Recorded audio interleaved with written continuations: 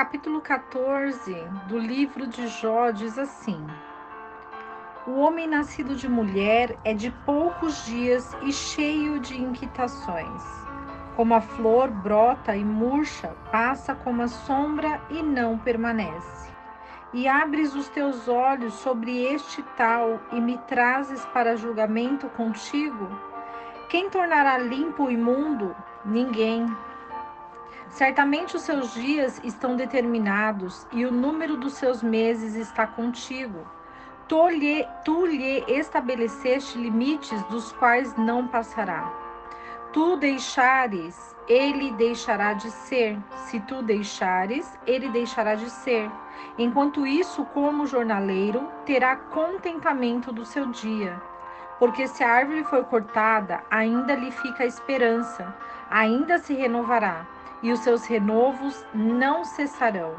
Se envelhecer na terra a sua raiz e o seu tronco morrer no pó, ao receber a água, reverdecerá e dará ramos como uma planta.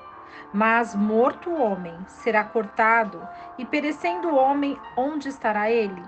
Assim como as águas do mar se retiram e se esgota o rio e se seca, assim o homem, ao se deitar, não volta a se levantar, até que não haja mais céus, não despertará nem se levantará de seu sono. Oh, quem me dera que me escondesses no sepulcro, que me encobrisses até se apaziguar a tua ira, e me pusesses um prazo, e de mim te lembrasses. Se o homem morrer, voltará a viver porventura? Todos os dias de minha vida esperaria até que viesse a minha mudança. Então me chamarias e eu te responderia, e terias afeto pela obra de tuas mãos. Mas agora conta os meus passos e não dás trégua ao meu pecado. Está selada num saco a minha transgressão, e amontoas as minhas iniquidades. E certamente o monte que cai se desfaz, e as rochas são removidas do seu lugar. As pedras são desgastadas com a água impetuosa, que afogam o pó da terra. De tal maneira fazes tu perecer a esperança do homem. Para sempre serás mais forte do que ele, e ele se vai. Mudas o seu rosto e o despedes. Os seus filhos serão honrados e ele não saberá, ou serão humilhados sem que ele o perceba. Mas a sua carne sobre ele tem dores e nele a sua alma se entristece. O capítulo 14 do livro de Jó fala sobre os males da vida. Jó vai exemplificar nessa passagem como são os dias determinados por Deus. Quando ele coloca a posição de um ser humano enquanto vive ou após ele deixar de viver.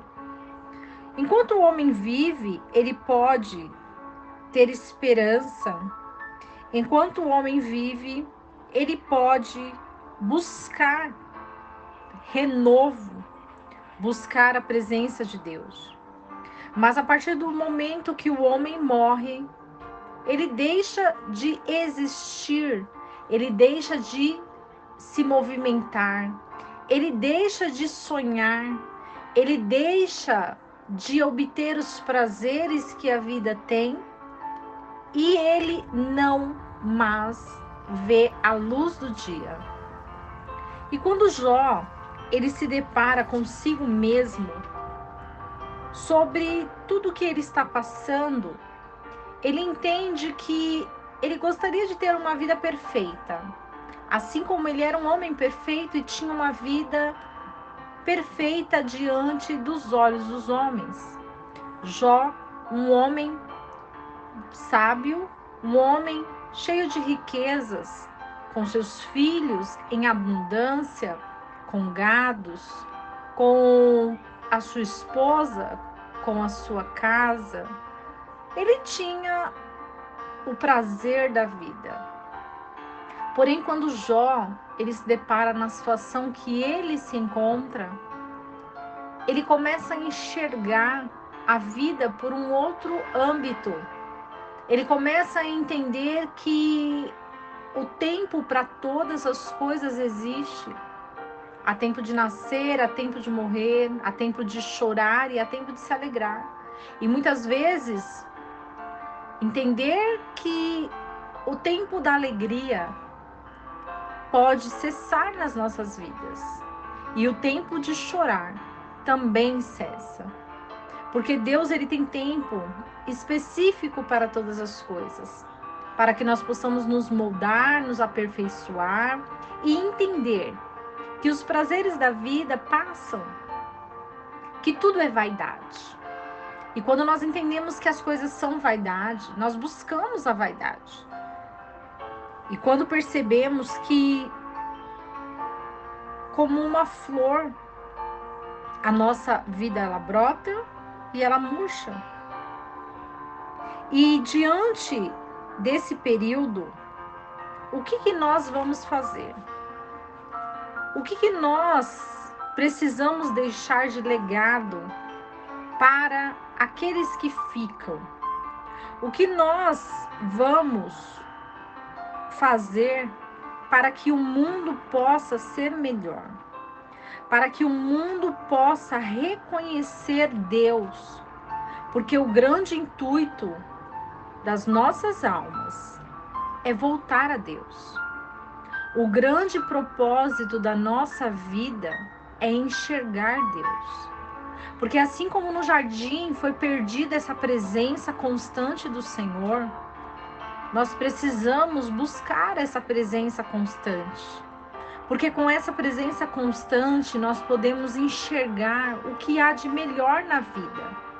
E por mais que o Senhor ele nos dê capacitação, sabedoria, entendimento, inteligência, há um propósito maior do que tudo isso.